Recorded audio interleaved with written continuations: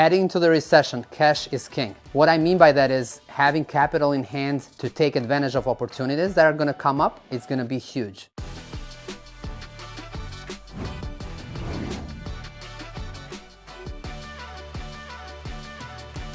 Hey guys, and it's Whiteacre Properties. Welcome back to another episode. We are back in the city of Boston. 31 Cunningham is the property I'm in right now. This is our 3-family gut rehab project that we got going on. But before we jump into it, before I show you where we at, what's next here, I wanted to share with you guys some thoughts and some things that we have been thinking about lately at the office. There's been a lot of back and forth between me, my partner, and our team about what's coming up. It looks like the market is definitely slowing down.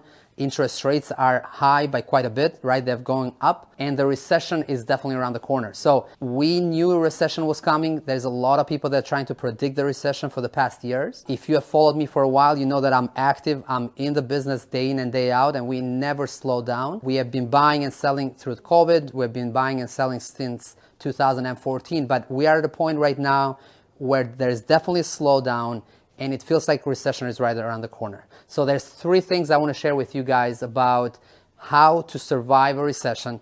And not only that, but I would like to share these 3 strategies so you guys can thrive through it and become successful at real estate investing. And this is regardless of if you are investing right now, starting out, or if you are active. I think these 3 things I'm going to share apply to everyone, including us at Whiteacre. And this is just from a conversation we're having at the office that I would like to share with you guys.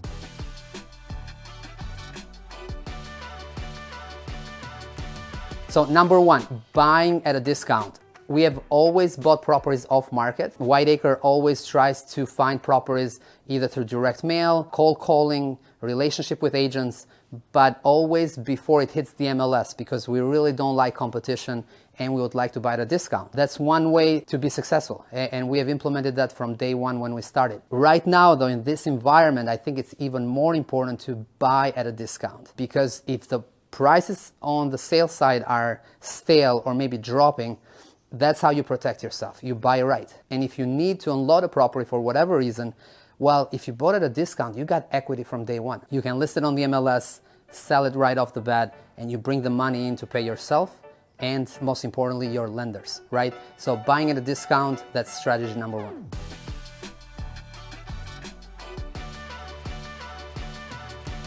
Let me show you exactly what we've done here. We obviously did clean up the space. We gutted the walls, the ceilings, ripped out the flooring because everything was outdated. This property wasn't touched in many, many years. So we love to do everything over, because that way we can have tenants in and not update the building for a while. So that's the goal. Fully gutted, still waiting on a building permit. The city of Boston is taking a little longer. When you file for permit, you need to have everything ready for them, because they got so many permits applications and they are short-staffed. So I think we're close to 4 months of waiting for this project. So that's why we haven't done much progress here. We are definitely reworking the floor plan to come up with 3 bedrooms, 2 full baths. That's the goal. That's going to make sure we get market rate. I think in this neighborhood will probably be at around 3,000, 3,100 per apartment. This is a 3-family property. So yeah, that's the goal. But everything will be new. Everything is brand new. So this is another bedroom.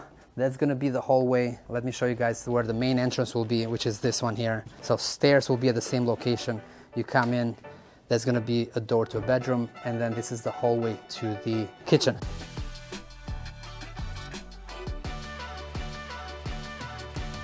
Number two would be to buy, renovate, and sell quickly, right? So focus on quick projects. For a while here at Whiteacre, we have been taking some projects that took us 12 months, 15 months. And honestly, when the market is going up, when you got all that appreciation, you know, there's no urgency, because as prices go up, we make more at the end. Typically, if we are holding a property for 12 to 15 months, you got holding costs, you got mortgage payment, all of those expenses, but prices going up, typically you make out okay at the end. This is a different market, guys, right? We are now at a point where recession is around the corner. We might see prices sit stale and then go down. So you got to be super careful. And we personally at Whiteacre are focusing now on mostly cosmetic rehabs and projects that we can go in and out in 6 months. So that's the plan. That way we're buying and selling within the same real estate market. When you look back at the data from 2008 to 2010, the Boston market slowly went down about 1 or 2% a year. And that was during the Great Recession. So if that happens again right now,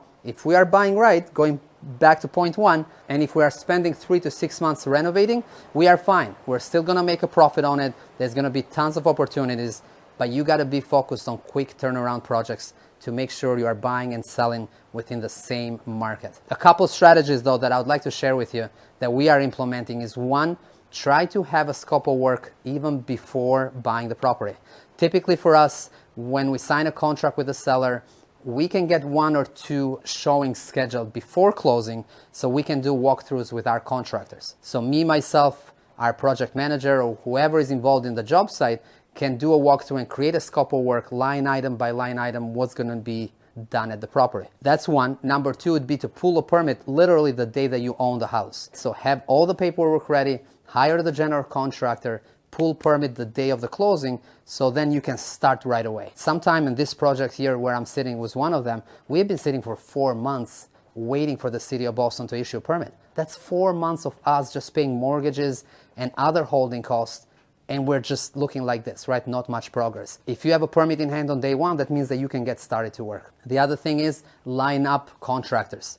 Don't wait until you buy the property, because if you have a scope of work, just line up all the contractors, right? Find your GC, get everybody scheduled so they can really run with it. Next thing would be to have the money ready. Make sure that you have the funds to pay the contractors, because if they don't get paid, they'll stop working and then you can't really finish the project. Last one would be to have someone on site on a daily basis. This happened to us just recently because we are doing 5-6 projects at a time. We are never here on a daily basis. We might be here every other day, checking out with contractors, pretty much looking at progress, but someone has to follow up, because if you own the project, you have the most interest in it, right? So you want to make sure that everybody's doing their job, but you got to be present. And this is a part-time job. Maybe find someone to be here on a daily basis to check on progress. So every day there is progress being made to get this property to the finish line and get it sold.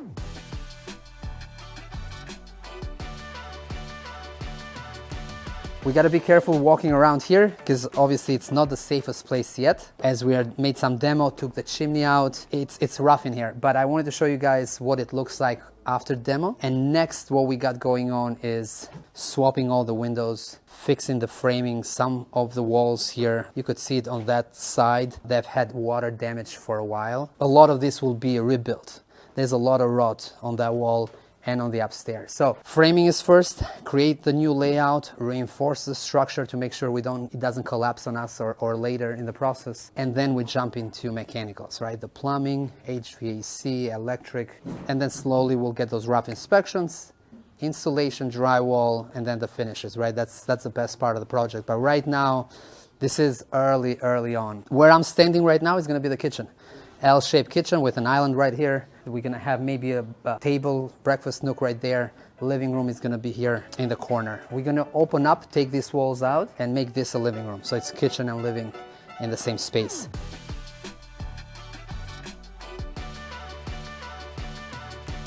Number 3, heading into the recession, cash is king.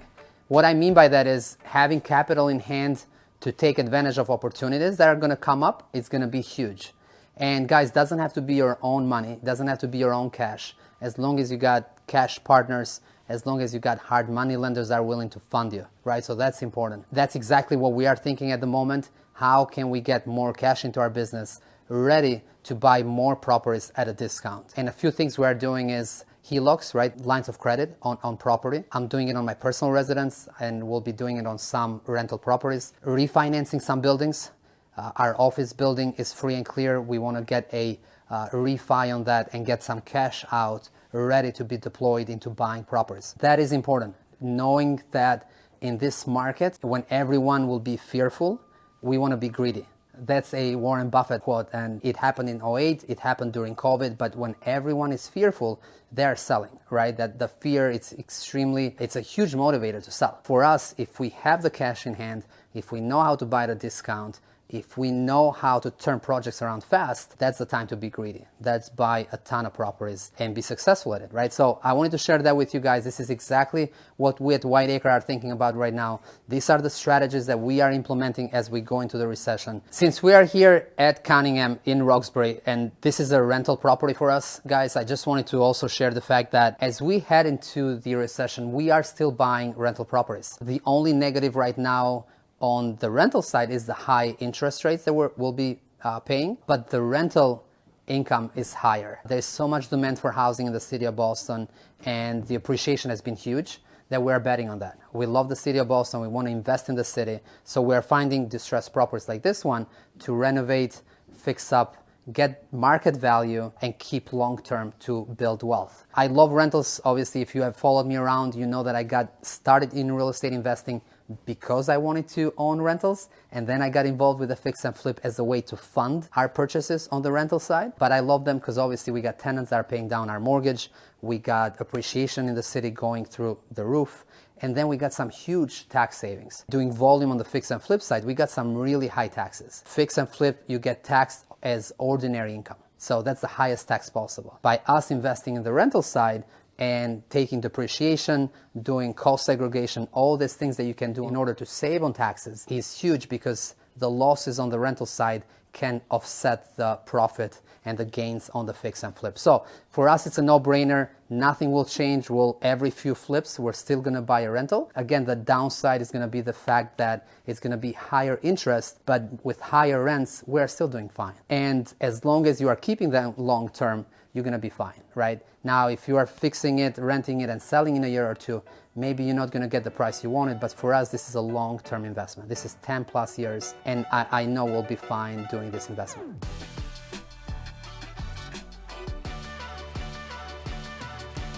Back stairs, we wanted to eliminate the back stairs. That way we could have pushed this wall all the way back, or remove this wall and push, open the space up all the way back. And we were thinking of making that a 4th bedroom, because as a 4-bedroom, we could get way more rent. I think we could have been close to $3,400 or $3,500 per month. But we have an issue. And the issue with the back stairs is that, yes, we can eliminate because we're putting sprinkler systems. But the city of Boston is looking for us to connect the water line or run a new water line for the sprinkler system to the street. And that means they would have to go through Boston Water and Sewer Commission. And those guys are also very busy. Our civil engineer can help with that, but it's going to be another 3-4 months of waiting. And maybe we should have done better planning up front, but right now it's not the time. So we said, you know what? We'll keep the back stairs, we'll sprinkler the building, and then instead of connecting to the street, we're gonna have sprinkler tanks in the basement. That's another option. But in order to have sprinkler tanks in the basement, and they're above ground, we need a second set of stairs. It is what it is. I think I'm happy with it. As long as we get a minimum of 3 bedrooms, I'm fine. But the best layout would have been without the stairs. And this would have been living and kitchen all one. It would have been perfect. And then 4 bedrooms, 2 baths. Lesson learned, next time we gotta prepare better up front. File with the city early on, file with the Boston Water and Sewer Commission, get those sprinkler plans approved, and then we can run with it. So preparation, guys, means a ton, especially in the city of Boston. You got to know what you're doing. Get some help from professionals, because this is definitely not a sport you want to do on your own. And I'm acting as a general contractor here, so I'm learning a lot on the job, which is, again, not the best way. But guys, we're making progress. We'll get this through the finish line 100%. We'll have another beautiful building on the portfolio for Whiteacre moving forward.